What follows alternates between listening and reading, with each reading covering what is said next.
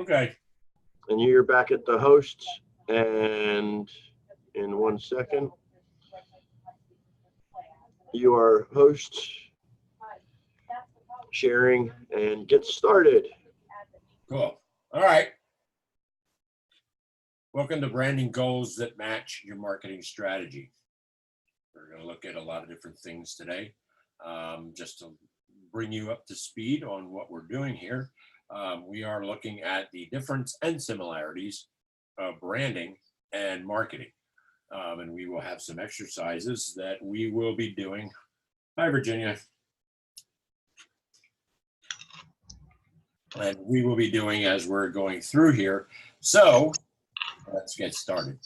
Even though people often confuse branding and marketing, the two are quite different from one another. At the same time, they need to match so that your company goals are at the forefront at all times.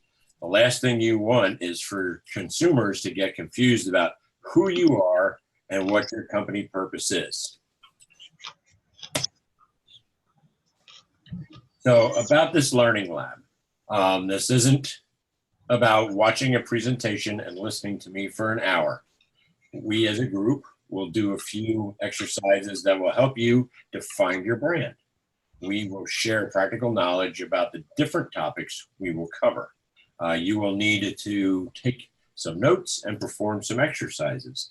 So if nobody's participating, I may even make you run a lap just for not participating. So let's get out the writing tool that we just mentioned, and we're going to start to get our brand by looking at brand purpose. And this is not a marketing strategy, nor is it your targeted audience. This is what defines you and our business practice. Start listing out your definition of you. Now, this is a great example here. You should fully understand your brand's purpose. The brand isn't how much money you want to make. We all have that brand goal. It goes much deeper than that. It's often ties to the reason that you started the company in the first place. A company that sells dog collars may have had the dream of creating a breakaway collar that would save a dog's life.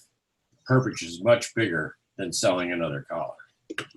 So what we want to start to do is list out your brand purpose. Who are you? What did you get started in this business to accomplish? That would be what we want to start writing in one column on the paper that I asked you to have in front of you. So we'll go through that. I'll give you guys a little bit of time to do that. If you have any questions, just let me know. Feel free to ask, and I will answer what I can. Some of this is a lot of research, so don't be concerned if I say we'll have to research that. If you want to be very accurate, and we'll go over this a little bit in the further steps in defining this brand, but it does come down to a lot of research, and the more research you do, the better off you are. So if everybody has their brand purpose written down, if anybody would like to share that, let me know, and I'd listen to what it is you wrote down, and we can go from there.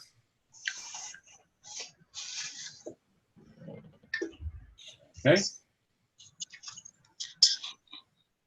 So that would be your brand purpose. The next thing we need to do is understand your target audience.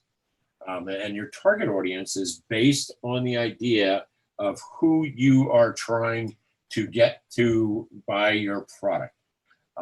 It's not a buying and selling. It is the person who best fits what it is you are trying to convey with your business. Okay. Just like the example at the bottom here, it says that most marketing teams have a firm understanding of a target audience. You have to have that.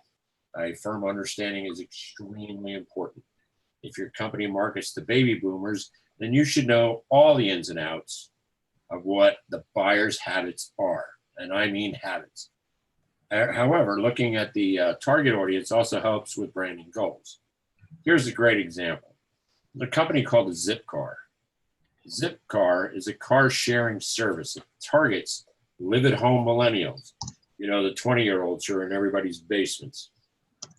Their research shows that this targeted group live at home, wants no ownership responsibility for a car.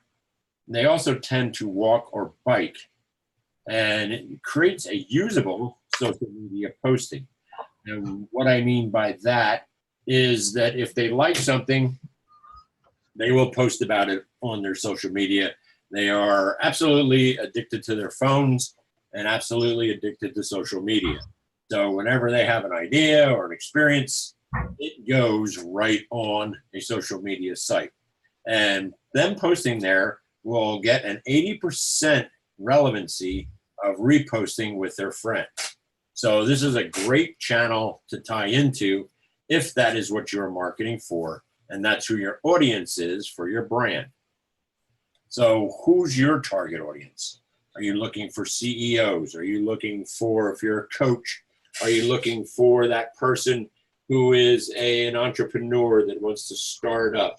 Are you looking for the folks who are into business succession? They've had their career and they're looking to get the businesses wound down. That's the type of question you need to be asking yourself to see what it is your target audience is. And it can involve gender, sex, age groups, demographic areas. The more you can drill down on this, the more you can research, and again, the more you will understand about your target area, audience, sorry.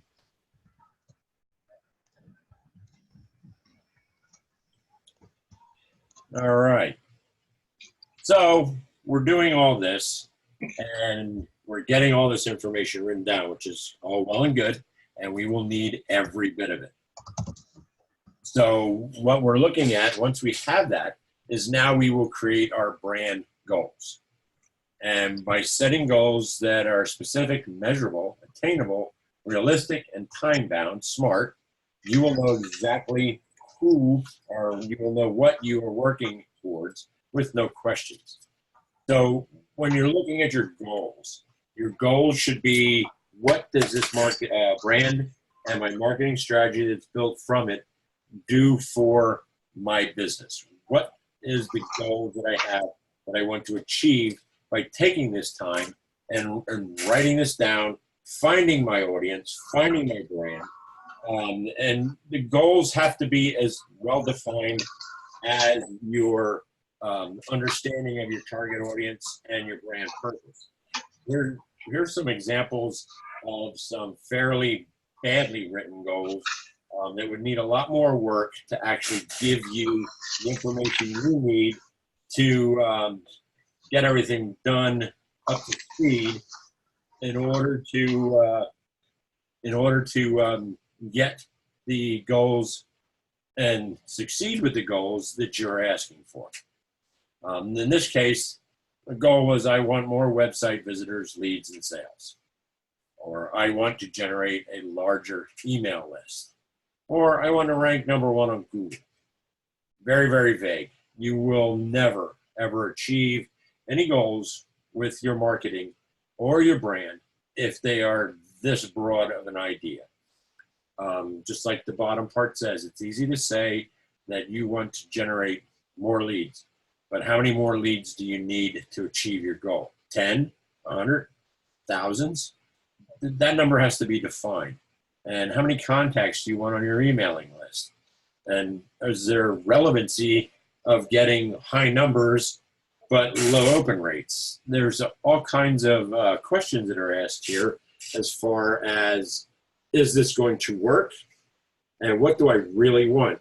The one that really makes me laugh is, what do you want to rank for #1 in Google? You can't just rank #1 in Google. You have to rank for something. And the more broad the term, the harder it is, the more drilled down it is, you have a better success rate. So when you're looking at getting your brand goals together, be succinct, be very clear and defined about what goals it is that you would like to have for your brand. And what we'll look at is how these goals from the past slide, this one, can be written better to get these results and find the research that you need to get a better understanding of your brand goals and what it's going to take to get there. Instead of saying, I want more website visitors, leads and sales, it's we need 20,000 visitors. We need 500 leads and 12 customers within the next 12 months in order to achieve our revenue goal of $600,000 from inbound marketing. That in itself is the goal that your company should have. That is the goal your brand should have, where everything is defined. So when we're looking at a goal like this, we have to go and say, we need 20,000 visitors. How are we going to get that? We need 500 leads. How are we going to get that? And so on as we're going through just the very first one. It asks a lot of questions, although it's well defined, but now you understand that to achieve your goals, these are the questions you need to answer, not just I want more visitors to my website. We would like to generate 2 customers per campaign from our current mailing list using an email marketing. Okay, and how do you plan on doing that? Are your click-through rates good? Are your opening rates good? Do you have some compelling call to action that will generate leads into conversions? Those are the questions for email marketing that you have to look at as you're going along. And the last one, we want to rank number 1 for the keyword term, widget consultant, since we estimated that it will generate 300 visitors to our website per month. This one is kind of huge because if you, and like the example says at the bottom, if you are not very, very specific about your keywords and what you want to rank for, you will spend a lot of effort with very little return. The keyword widget consultant, you can actually look up. You can see what the world is looking at as far as how many times a month was that key phrase searched, what type of competition you would have, meaning who also wants to rank for that. Is it a high competition keyword that's going to take you quite a bit to get into the game, to get on the first page of widget consultant? A lot of times that's the case, and it becomes a very difficult uphill battle. Like the example says, that you want to rank on Google for coach because you're a certified coach.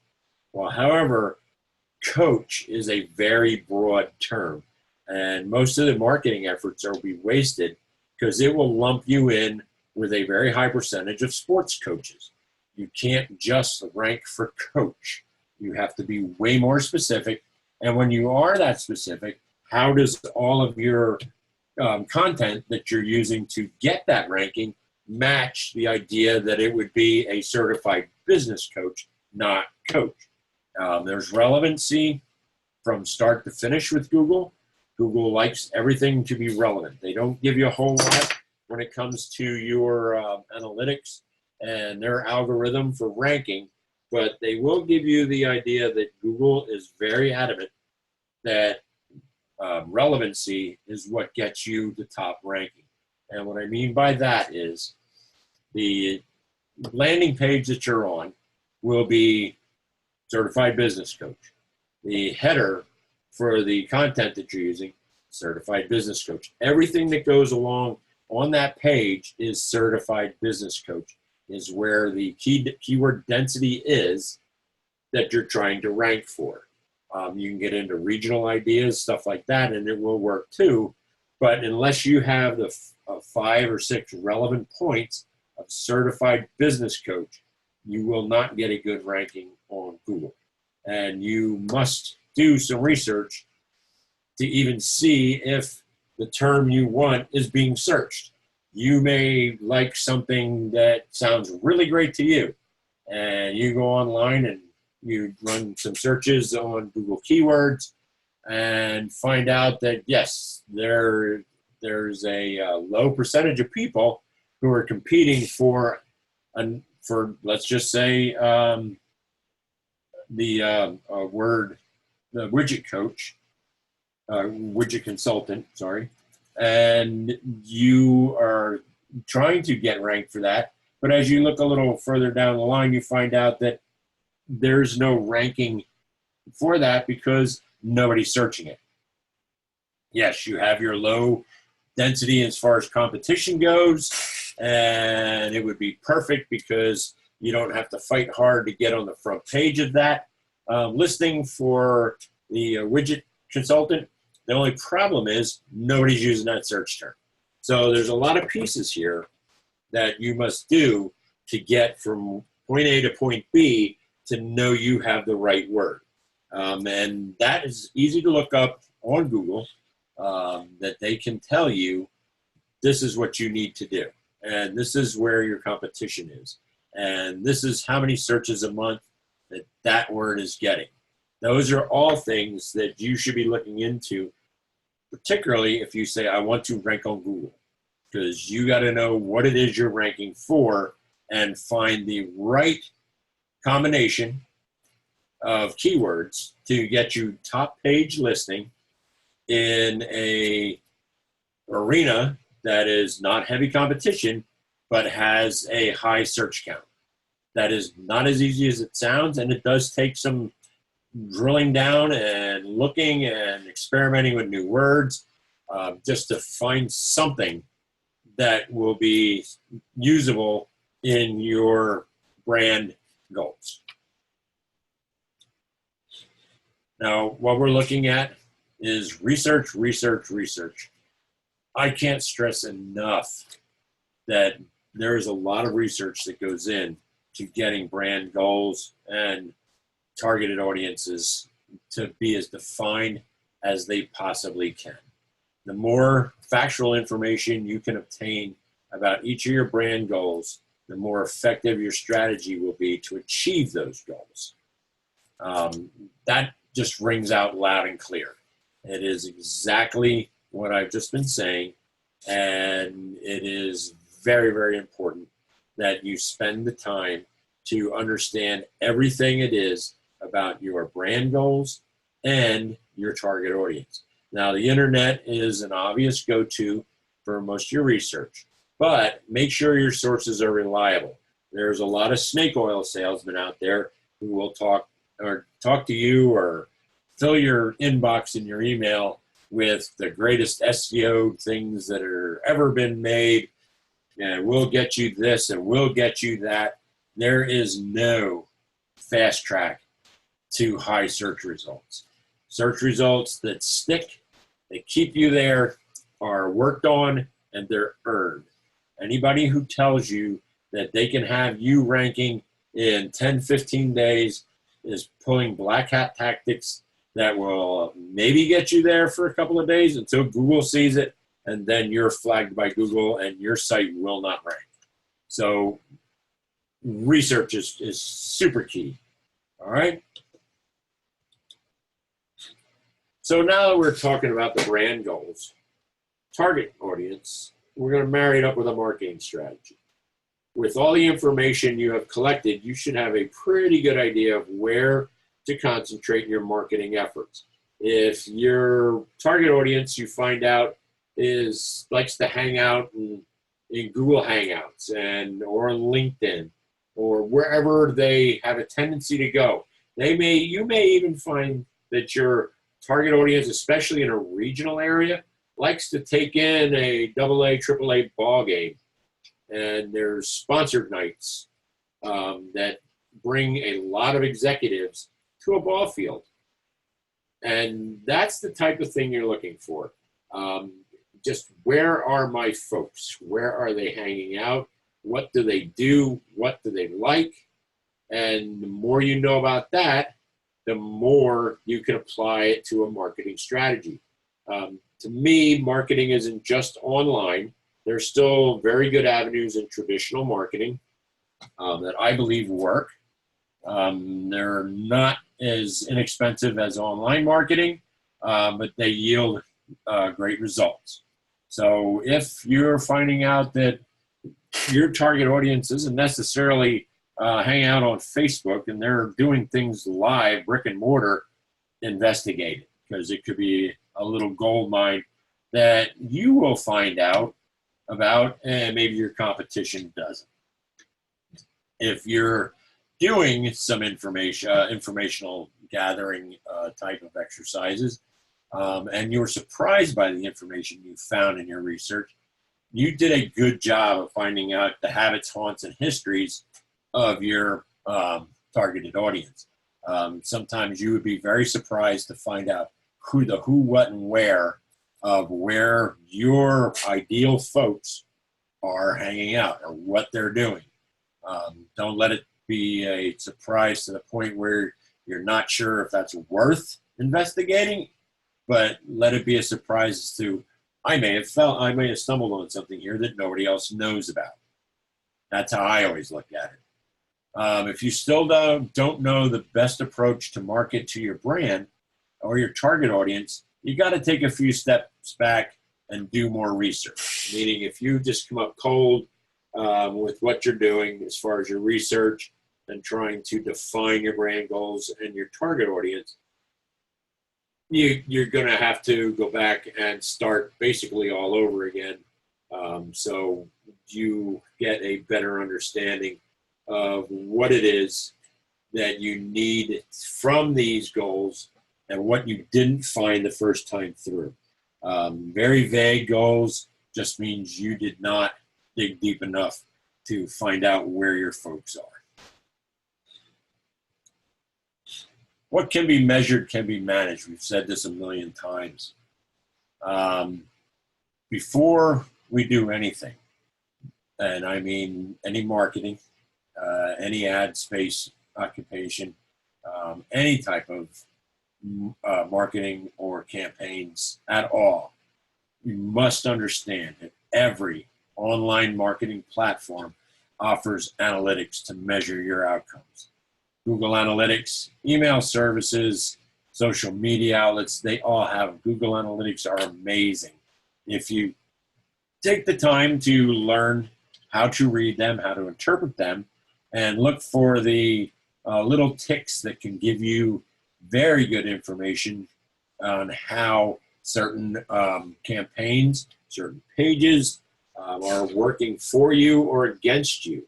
I always like to use this story back with the previous company. We had a 13-minute video that was in our ME presentation that we would give out to all the prospects. And when I looked at Google Analytics one day, I saw that a page that basically people should have been on for 13 minutes to watch the video was getting a drop-off rate at 2 minutes and 30 seconds. Couldn't figure out why people were leaving a video in only 2 minutes and 30 seconds. So I called up the video. And lo and behold, at the 2 minute and 30 second mark, Tammy had stopped her introduction, and we were going into the actual meat and potatoes of the video with a very slow fade to black dissolve.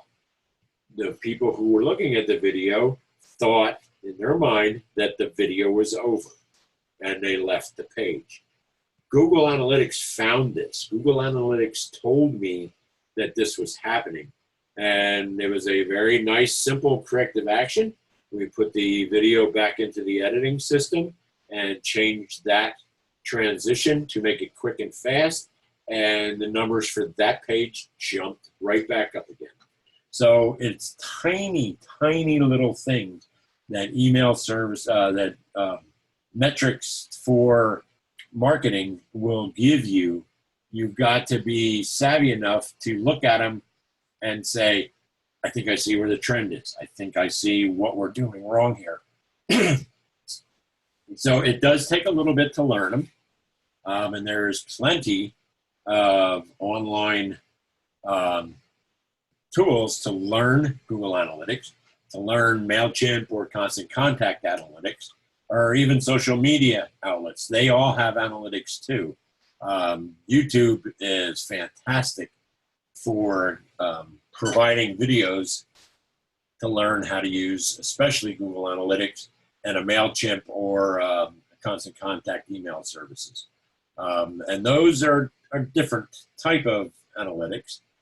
You're looking at opening rates and click-through rates, and you're looking at, oh, my subject line has to be influential enough to elicit a click, because somebody who's getting my email is also getting 30 a day from somebody else, and how do I stand out to make them open my mail?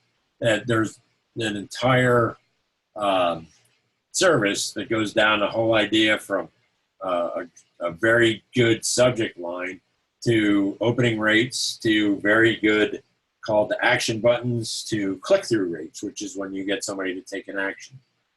Social media has the same thing within their pay-per-click campaigns, and they will give you a lot of information there as well. Not only should you learn to read and understand and make it part of any brand marketing strategy and adjust to reflect their findings. And that couldn't be more true. Just like I was giving you the example with the video. We would have never known that was happening had we not went and looked at them. I did a session quite a few years ago at what is now Power Summit. And I stood in front of the room and I asked folks, who has Google Analytics installed in their website? And just about every hand in the room went up. And they were all proud about Google Analytics. And then I asked the next question, who looks at it? And almost every hand went down. This is the part of just build it and they will come that used to be what a website was about. Back in the days of the .coms, when just having a website was the hot new trend, and everybody who wanted one could get you to get people to go look at it was fairly easy because there wasn't a whole lot to look at. That's not how this works anymore. You have to stay with your finger on the pulse of your site, of your online activity through social media in order to know how you are being perceived, how any marketing effort, even if it's small, is being received, shared. That it all becomes very important. If you're going to do something on, I'm just going to say Facebook because I just use that. And you're talking about a post and you're sharing a story, okay? And it's about a coaching client, and you're using the actual coaching client reference. And 2 days later, you find out that 40 people shared it. Well, to me, that was something that has relevancy to the audience that you have on Facebook. If you were doing it about, let's just say, a strategic planning project, and 4 days later, nobody shared it, your audience isn't tuning into that. At least not on Facebook. That's not to say it wouldn't work somewhere else, but everywhere you go is a relevant post to a specific audience. And I would be willing to bet you that if you looked at your LinkedIn audience and took your target audience information that we just wrote out and put it against who is looking at you on LinkedIn, if you're not matching what your target audience is, you don't have a great handle on your target audience. And maybe you have to look at that again. Same with Facebook.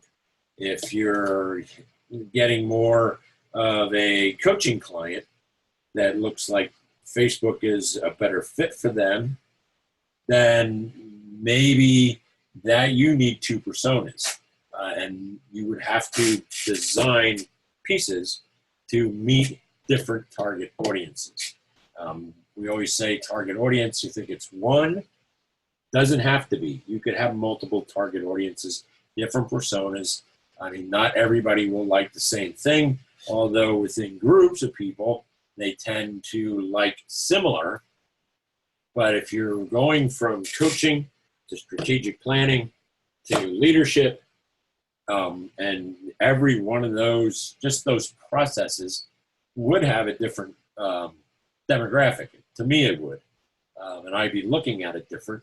Obviously, I could have said Rising Stars in there, which changes the dynamic of that completely. And I'd have to say you would have to spend time just on finding your demographic for Rising Stars. It's so different.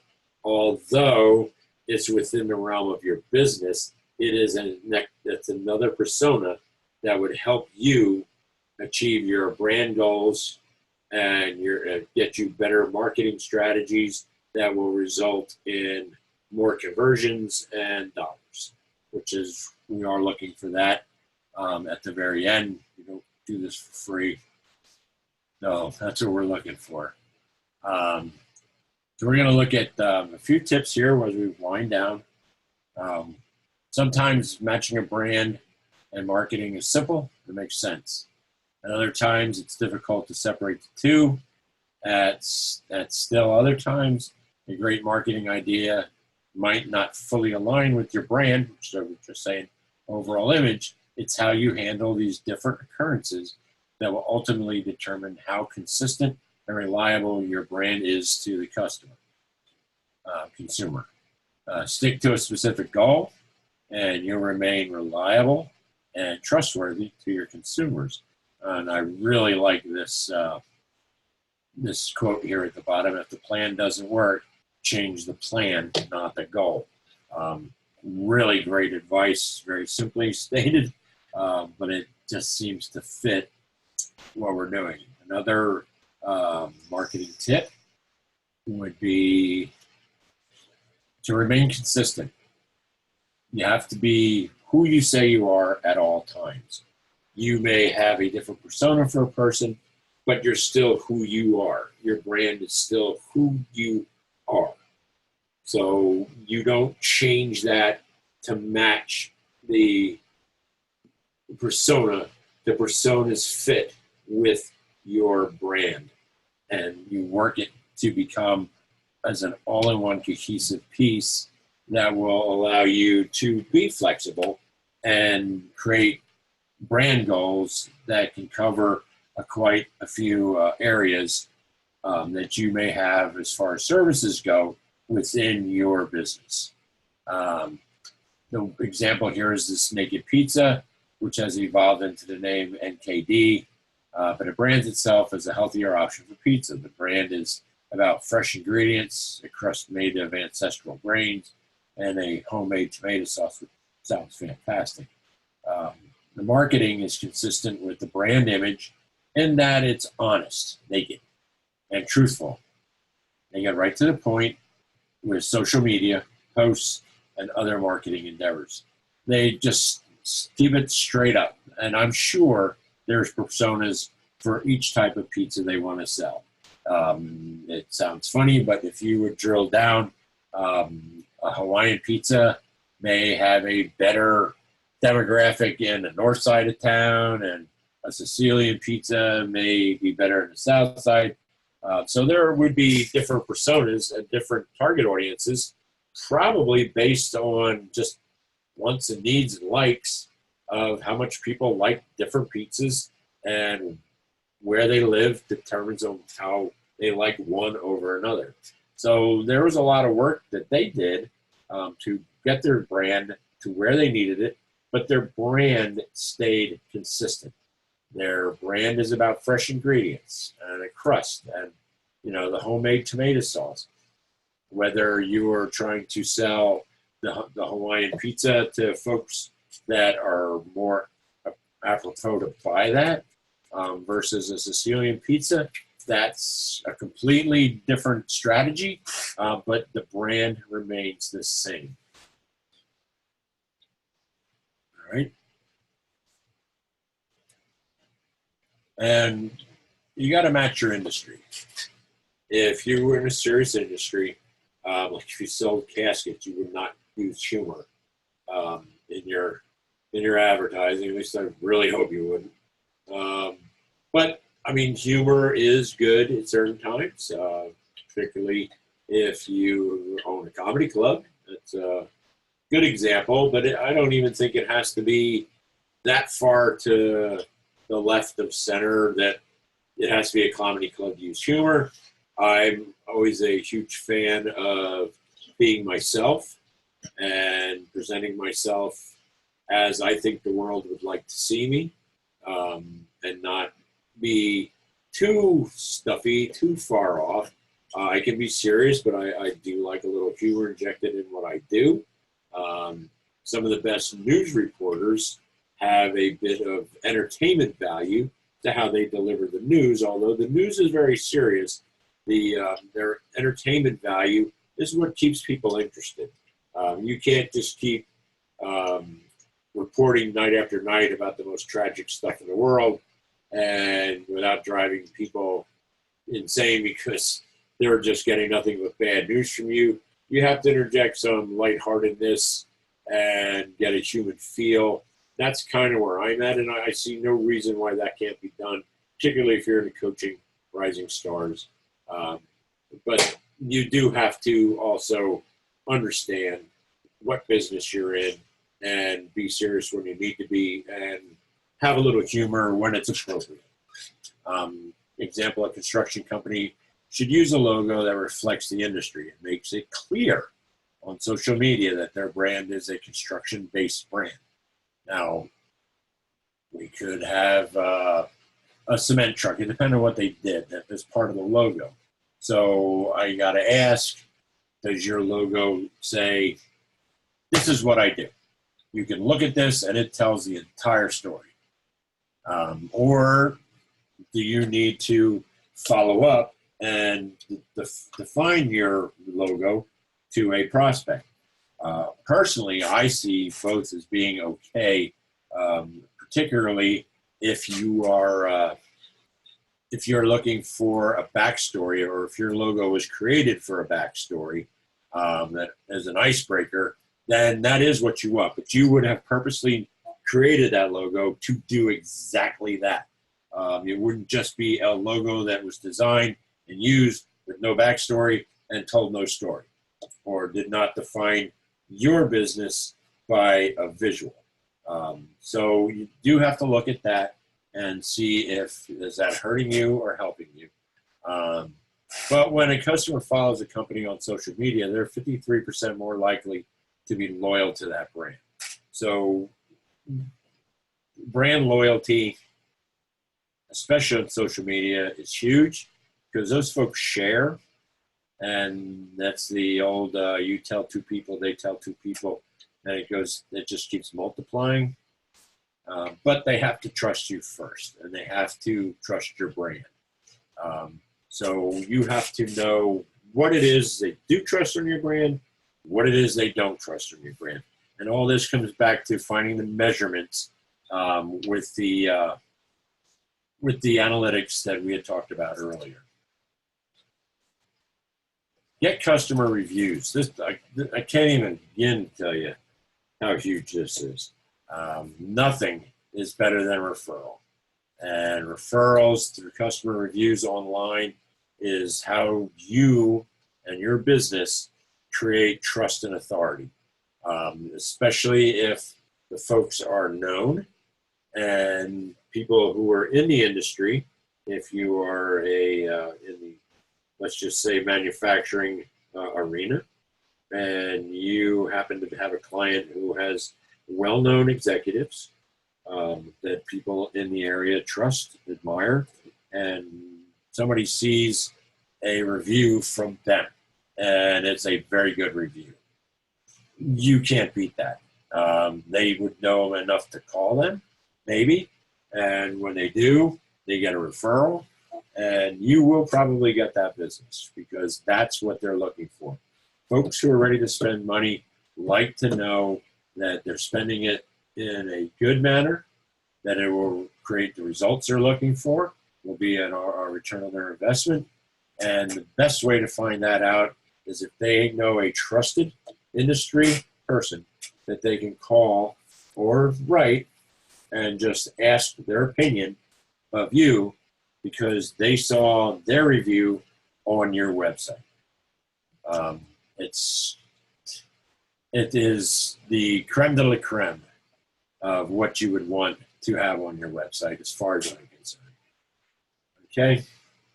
And that's all we have for this. It was a brief overview. We could dig into this so much deeper at so many levels, and can't do that in an hour. But I will be at the Power Summit this week. If you're coming to the Power Summit, look me up and we can sit and have a conversation about this. Just say, Mitch, I need to talk a little bit more with you about this. I'm interested in, if you took sheets and you wrote down the personas and the branding goals and everything we did at the beginning, bring a copy of those along, show me what you did, and I would be happy to sit down and start to point you in a great avenue that you can change how you think about marketing, up your marketing from what you have previously been doing, create better strategies, and get a better return on your investment dollars for your marketing. I'll open this up for a minute or two. If anybody has any questions, please feel free, and I will answer them. If not, thank you very much for your time, and I will see some of you on Wednesday, Thursday, and Friday, or just give me a call at the office, or email me at mitch@tanetworkllc.com. Thank you.